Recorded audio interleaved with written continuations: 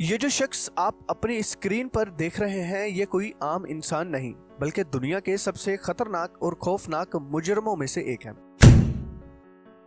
जिसके ऊपर ये इल्जाम भी है कि इसने अपने दौर में कई लोगों को कत्ल किया और करवाया। आप इसकी ताकत का अंदाजा इस बात से लगा सकते हैं कि एक दफा जब पुलिस ने इसके बेटे को गिरफ्तार किया तो इसके लोगों ने पुलिस और फौज पर हमले करना शुरू कर दिए।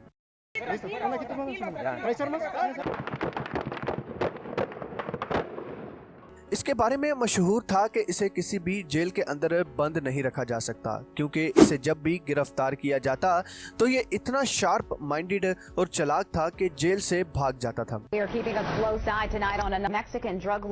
But El Chapo Guzman Joaquin El Chapo Guzman escaped Saturday from Mexico's highest security prison. अगर आप लोग इसके जेल से भागने के किस्से सुनेंगे तो आप भी दंग रह जाएंगे कि ये किस लेवल का इंसान था। जी हाँ, हम बात कर रहे हैं एल चापो यानी जोकीन गुज़मैन की।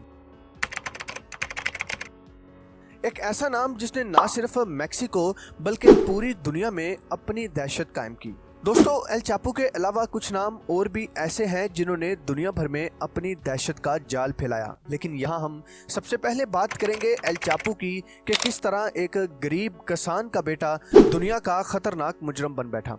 जोकीन गुज़मैन लोवेरा, जिसे एल चापो भी कहा जाता है, मैक्सिको के सबसे मशहूर और ताकतवर ड्रग लॉर्ड्स में से एक है। इसका ताल्लुक सिनालोवा कार्टेल से था। अगर आप लोगों को नहीं पता तो बताता चलूं कि सिनालोवा कार्टेल एक बड़े ड्रग स्मगलिंग और क्रिमिनल ग्रुप का नाम है जो कि मैक्सिको में है, जो दुनिया के सबसे बड़े ड्रग की स्मगलिंग के नेटवर्क्स में से एक है। एल चापो का नाम दुनिया भर में खौफ की अलामत के तौर पर जाना जाता है।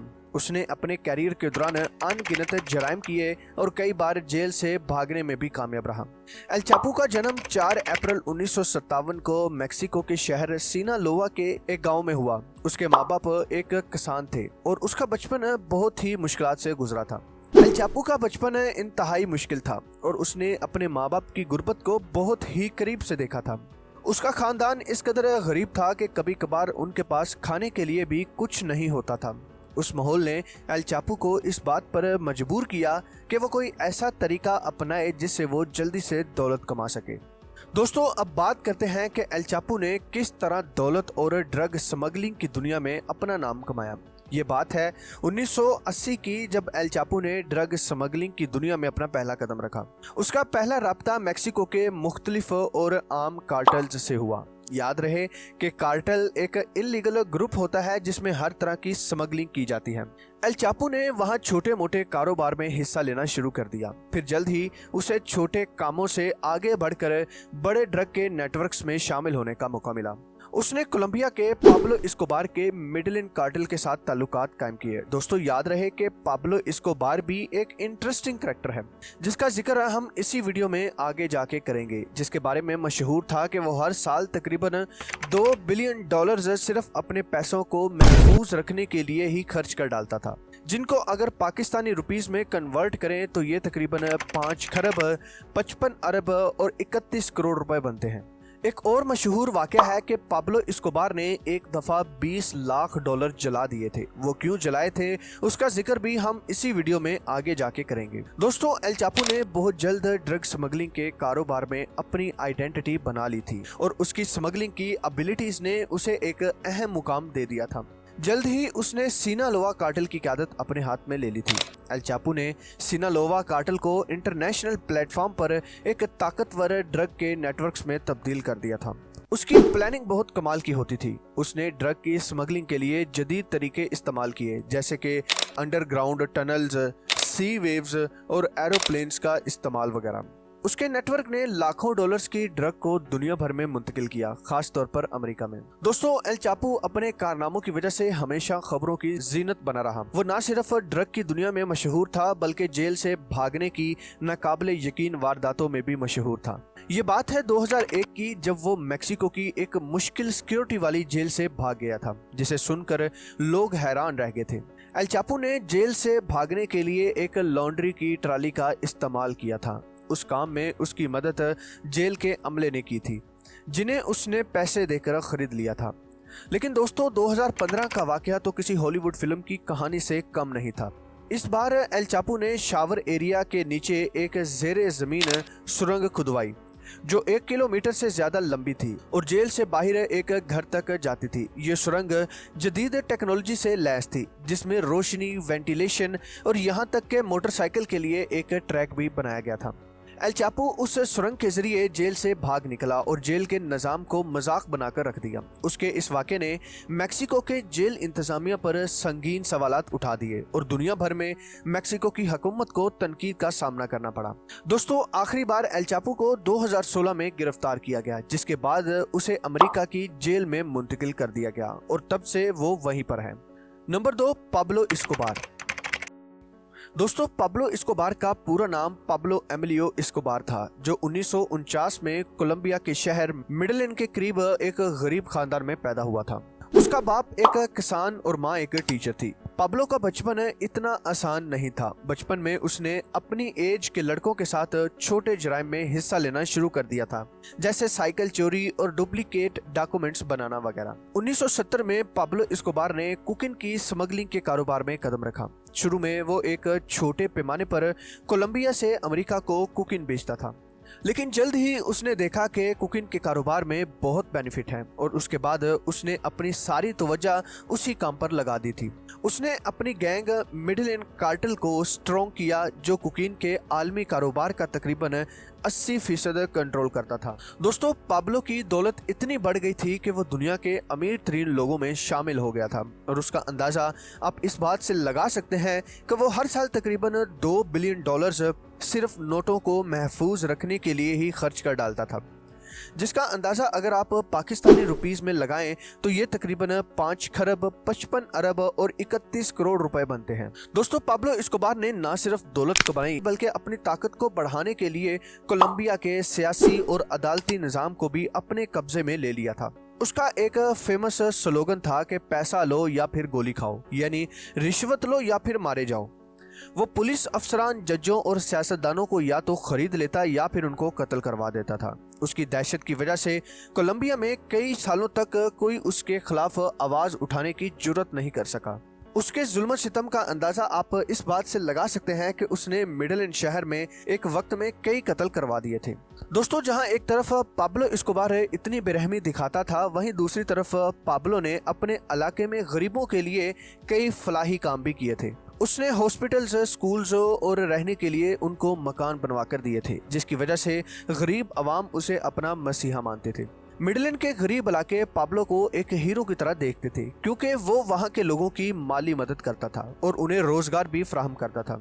लेकिन ये फलाही काम भी उसकी प्लानिंग का एक हिस्सा थे, ताकि लोगों की हमदर्दी हासिल की जा सके और अपनी मुजरमाना सरगर्मियों के लिए अवाम की हमायत को यकीनी बनाया जा सके। दोस्तों, पाब्लो एस्कोबार की एक बेटी भी थी जिसका नाम मैनोला था। वो उसे बेपनाह मोहब्बत करता था।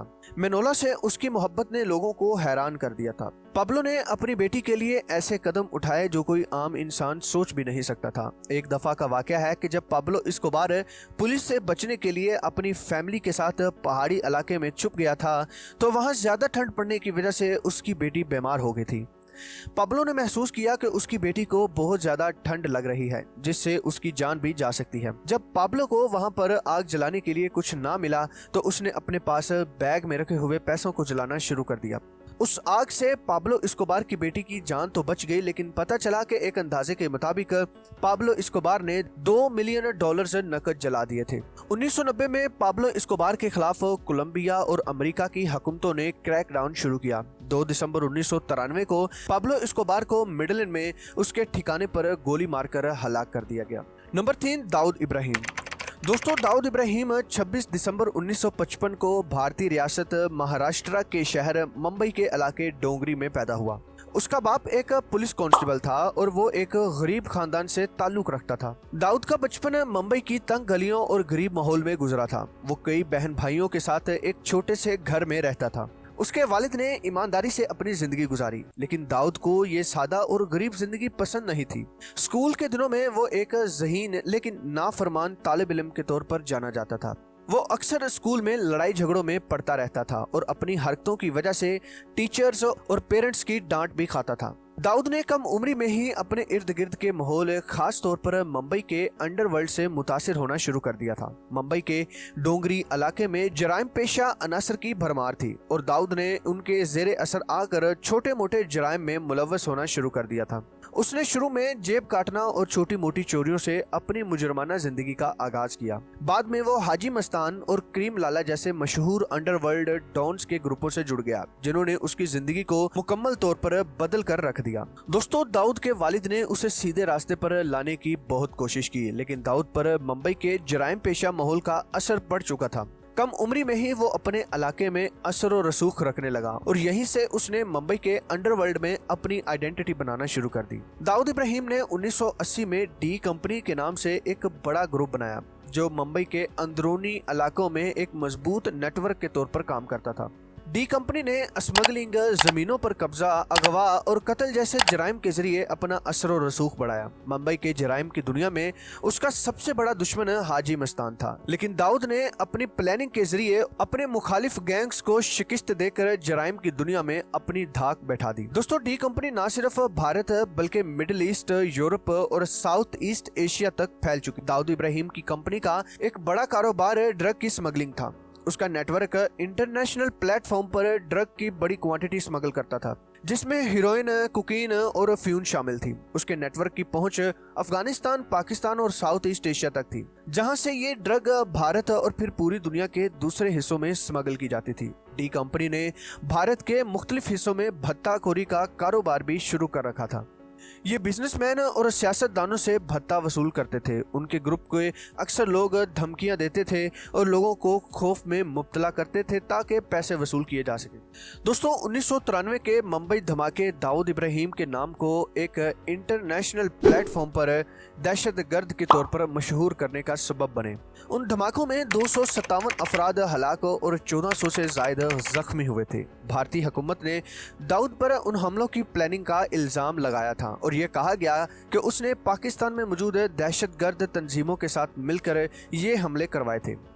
उन हमलों के बाद दाऊद को भारत का सबसे वांटेड मुजरिम करार दिया गया और उसके खिलाफ रेड कॉर्नर नोटिस भी जारी किया गया। भारत की मुख्तलिफ हुकूमतों ने दाऊद को पकड़ने की कई कोशिशें की, लेकिन वो अब तक नाकाम रही हैं। दोस्तों, मुंबई के कुछ इलाके दाऊद को एक हीरो की तरह समझते थे, क्योंकि उसने अपने इलाके के गरीब लोगों की मदद की थी, उन्हें नौकरियां दी और उनकी माली मदद भी की थी। लेकिन उसकी मुजरमाना सरगर्मियों और बेगुनाह लोगों की हलाकतों ने उसकी शख्सियत को कंट्रोवर्शियल बना दिया था।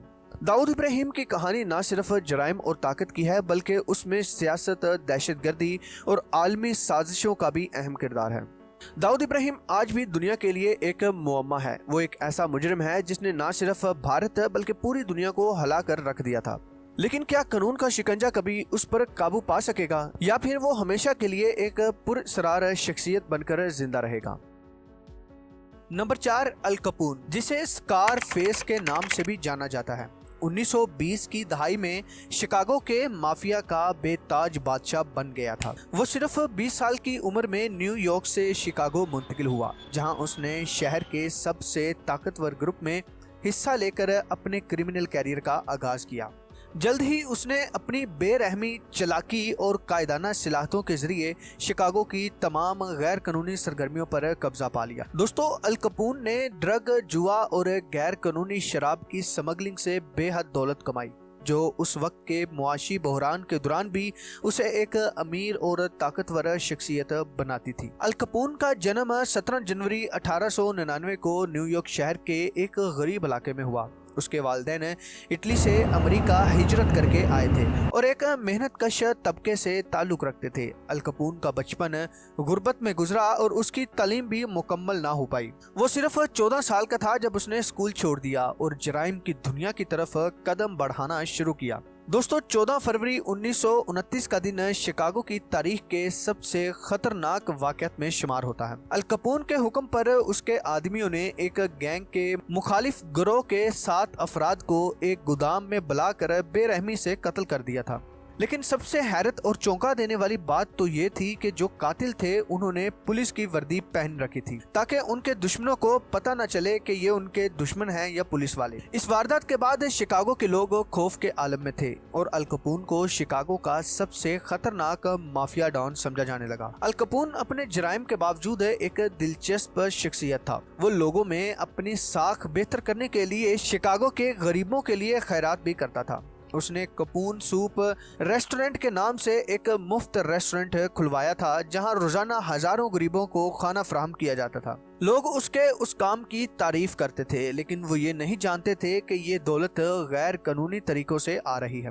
दोस्तों, अल कपून अपनी जराइम की दुनिया में बेपनाह ताकतवर हो चुका था, लेकिन अमेरिकी हुकूमत उस पर काबू पाने के लिए कोई कानूनी रास्ता ढूंढ रही थी। बिलाखिर 1931 में उसे टैक्स चोरी के इल्जामात में गिरफ्तार किया गया। हैरानकुन तौर पर वो अपनी तमाम खतरनाक सरगर्मियों के बावजूद सिर्फ टैक्स चोरी के इल्जामात में गिरफ्तार हुआ। उसे 11 साल कैद की सजा सुनाई गई और उसकी गिरफ्तारी ने शिकागो के माफिया नेटवर्क को बड़ा धचका पहुंचाया। जेल में कैद के दौरान अल कपून शदीद ज़हनी और जिस्मानी बीमारियों का शिकार हो गया था। उसका ज्यादातर वक्त फ्लोरिडा में अपने घर में गुमनामी की जिंदगी गुजारते हुए बीता। 25 जनवरी 1947 को वो 48 साल की उम्र में इंतकाल कर गया। अल कपून की मौत ने एक ऐसे माफिया बाब को खत्म किया जो शिकागो की तारीख का हिस्सा बन चुका था।